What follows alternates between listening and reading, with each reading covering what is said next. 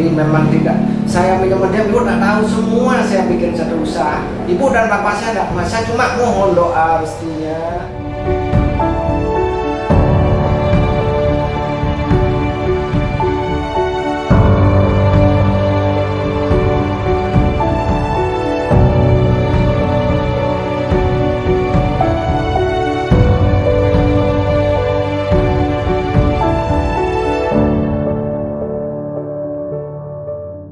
Saya dilahirkan oleh ibu saya namanya Nikita Putih dan bapak Imade Baden almarhum. Setelah saya dilahirkan di Plumbungan, Bu, yang sekarang ini masih pengembangannya, di sanalah saya dilahirkan. Setelah saya dilahirkan di sana, saya dididik sama orang tua saya itu agak keras. Kadang-kadang dicari semut itu kalau ndak mau nyabit itu ndak dapat dikasih semut semangat kalau orang bilang Bali. Sampai saya dijemur gitu loh sama bawang itu biar perih gitu. Saya itu nggak mengerti kenapa terus, pokoknya saya takut sama ibu. Kalau jam sekolah pagi, kalau SD menyeberangi Sungai Ayung itu udah 7 tahun saya. Menyeberangi Sungai Ayung itu 7 tahun. Walaupun besar kecil saya harungi dengan bawa baju gini-gini. Setelah itu terus 7 tahun, setelah saya 7 tahun tamat. Itulah perjalanan saya disuruh melihara sapi sama bapak. Pokoknya harus dapat nyabit habis datang sekolah, nyabit rumput. Setelah nyabit rumput mungkin dapat main layang-layang itu sebentar. Setelah saya tamat SD, saya sekolah SMP Pandawa Bian Semal. Setelah SMP Pandawa Bian Semal, di sana saya jalan. Kadang-kadang belum ada truk saya tumbang. Kadang-kadang jalan kaki Bian Semal sampai Sibang. Itu jalan. Kadang-kadang bawa sepeda. Kadang-kadang bagaimana itu tahun kalau nggak.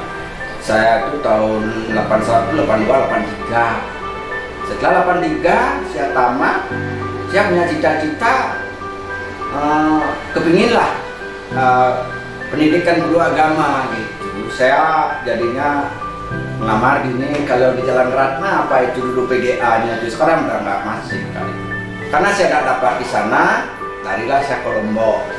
Dari diri dulu gitu. Kalau tidak saya jadi guru, sedikit tidaknya saya tahu rel-rel, jalur-jalur yang saya harus lalui melalui agama. Saya tak fokus jadi guru. Dan saya pernah cita-cita jadi tentara, pernah, tapi setelah begitu tamat pudar dia. Enggak masih ada di pikiran saya. Setelah itu di Lombok ini saya mikir, saya masih merenung bagaimana saya punya ibu bisa mengirim uang 15.000 pada saat itu. Hati saya sedih, terlalu bagaimana kalau saya hidup nanti bisakah saya seperti ibu saya dan seorang petani bisa mengelakkan dananya. Bisa kalah saya berpikir saya paling kirimnya uang paling banyak pada saat itu kalau nggak salah 20.000 kadang-kadang 15 gitu pada saat itu. Di Lombok Barat saya tinggal Mataram PGA di sana. Kadang-kadang pada saat kalau tidak dikirim saya minjem keras 1 gelas. Ada dari istilahnya apa namanya, misan saya kawin dia yang antar ke sana. Sekarang telah dia di sana tuh saya dibuat lagi. Di Lombok nih sedih saya lagi, pasrah saya pada saat itu. Saya tinggal di Pajang, pada saat Pajang ditinggal saya baru di sana. Betapa sedih hati saya. Malamnya saya dicari sama orang gini, black magic hitam lah, cari monyet malamnya saya pasrah, Bu. Apapun terjadi saya harus terima ini. Dengan cerita akhirnya karena saya tidak, lebih baiklah saya lepas gitu. Lepaslah saya akhirnya ke sana. Saya kos jadi di Karangmandain, lepas sama Pak Gurunya ini. Lepas saya karena nggak enak lah perasaan terlalu nanti diajari kita. Akhirnya saya tinggal bertiga di Karangmandait sama orang Kute gitu. Sanalah saya sampai, kadang-kadang sebelum sekolah pagi siapa yang dapat, saya bertiga. Oh kamu yang masak 1 bulan, masak dia 1 bulan harus masak, nanti giliran dia sebulan masak dan langsung beli beras. Itulah pada saat uang saya habis, saya minjam sana sini pada saat itu. Dan pada saat itu ya saya ya inisiatif lah, sore-sore ada bibit namanya udah tua, saya gini dah, saya pancung-pancung itu dikasih dan enggak, saya apa-apa. Sangat luar biasa kalau saya ceritakan kembali, saya tak bisa tahan cerita saya. Usaha saya beli masih bujang, dari bujang ini.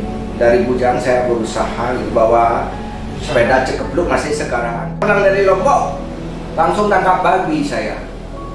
Tangkap babi, burung 4, ongkos 2.000. Apa yang terjadi, inisiatif saya beli sama orang Cina di Jalan Nangka 26 ya, paginya saya bawa es balok 100 atau 75. Setelah itu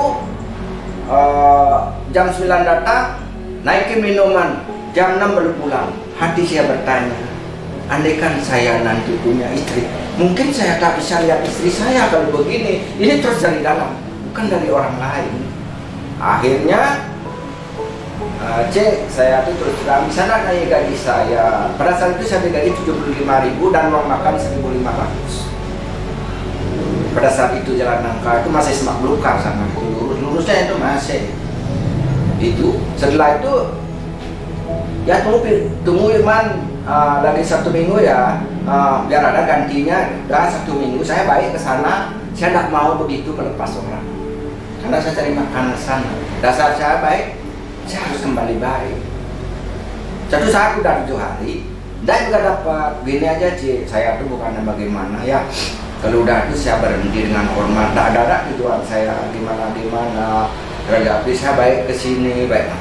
Saya udah bikin tong di rumah, udah bikin tong. Di Sibang awal saya. Udah bikin tong namanya Kak Alus kalau tak salah, udah almarhum juga. Saya bikin tong langsung, nanti modal cekepluknya masih ada di rumah sekarang. Saya dapat masih 2. Biarkan inilah cikal bakal awal bapak berdiri. Saya tidak enak dulu itu ibu yang belikan tahun sekian. Setelah itu bawa saya Honda. Kalau saya tidak salah pada saat itu saya dapat 15.000 per hari. Pegawai baru dapat 200 atau 150. Saya ngayal. Oh saya walaupun saya jelek-jelek begini, saya lebih dapat loh. Dalam hati tidak saya ngomong sama orang, itu saya cek per hari dapat 15.000, bukan 450 per hari. Terus berjalan dengan waktu, bisalah saya beli kol. Pada saat beli kol inilah terjadi musibah yang sangat besar. Musibahnya gimana? Saya pada itu meditasi berapa? Meditasi bagaimana lah pada saat itu saya meditasi. Setelah saya meditasi bergejolak saya seperti orang gila. Pada saat sembahyang di Pura dalam lebah namanya, saya sembahyang. Setelah sembahyang, tiba-tiba dibilang saya itu boleh dikatakan bakar pura lah atau bagaimana lah gitu. Setelah yang bakar-bakar, pukullah kentongan, tung itu akhirnya masanya begini. Tapi saya di pinggir, kamu naik.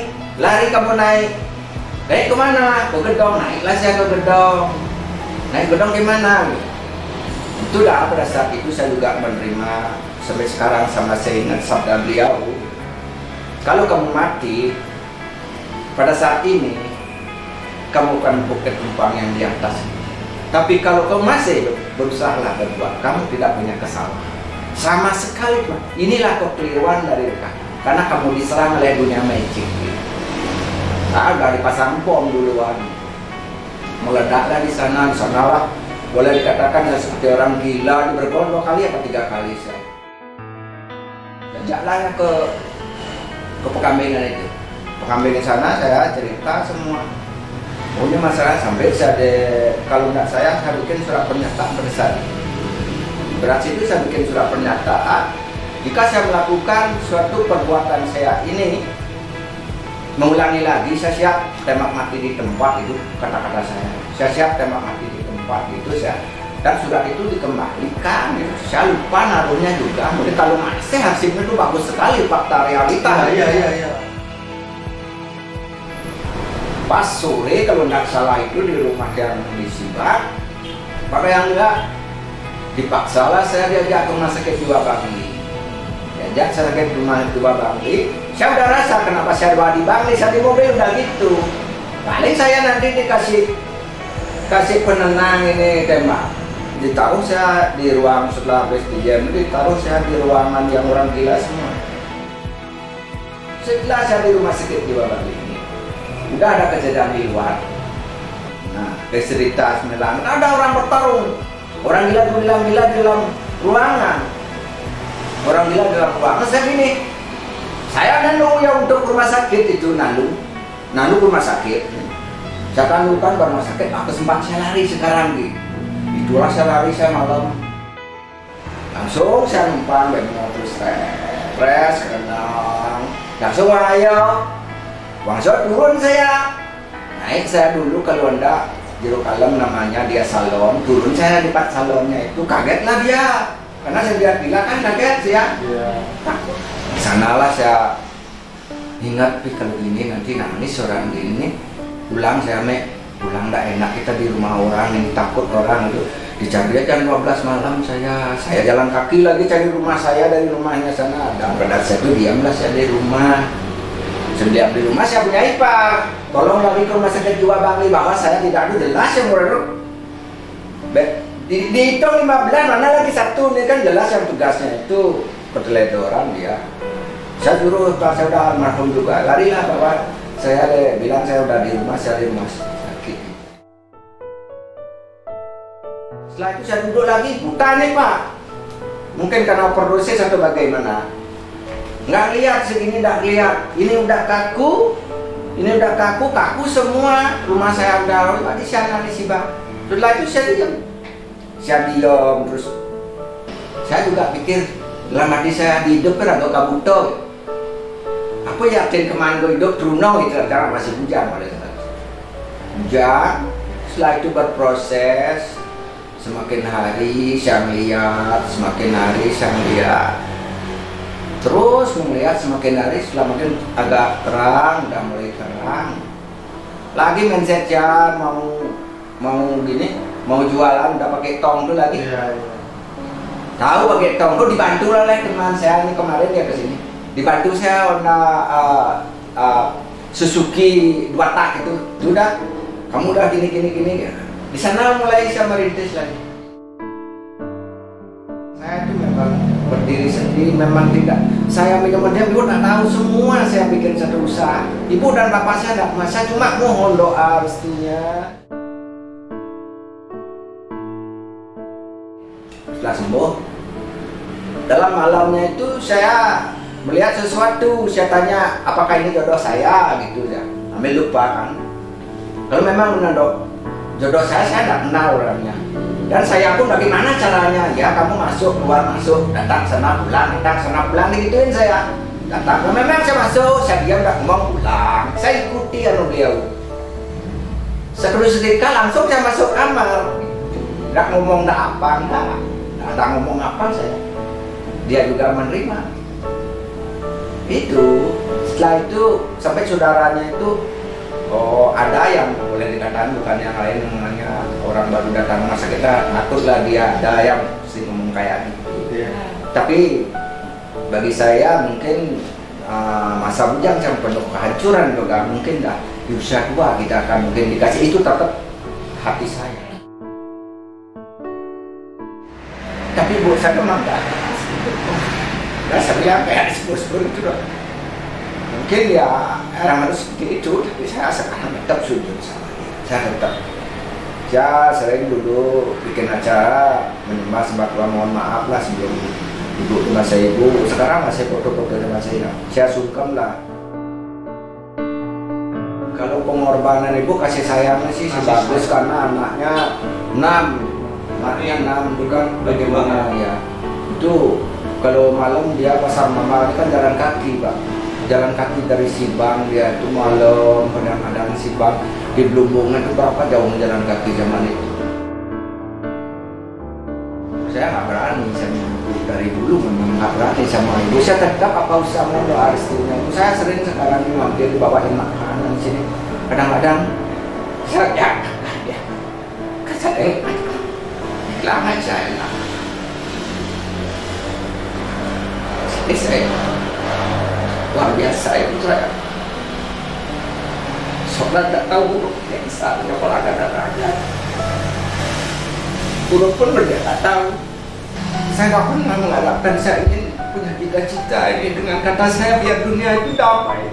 Cita-cita saya itu. Kenapa kita berperang? Kenapa kita bikin senjata? Nggak ada nilainya itu. Kalau udah perang apa yang terjadi? Tanya itu. Hidup ini kita harus syukuri dan nikmati, kita adem damai bersama-sama. Kalau ada masalah selesaikan dengan terbuka.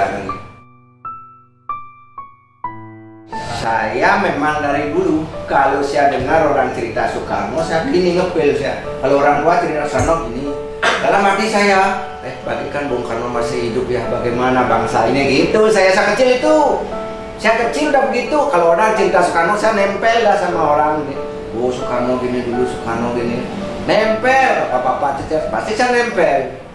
Makanya sekarang saya tanya beliau, saya akan cerita, boleh dikatakan batin itu nyatu sekarang kan, sangontek kan, kenapa sih baru sekarang ini kau datang? Saya bilang, ya kalau dulu kau datang, egomu pasti udah ego kamu. Tapi saya kembali kepada Tuhan, kau lah segala-galanya, semua yang ada di sini hanya kau lah yang ada.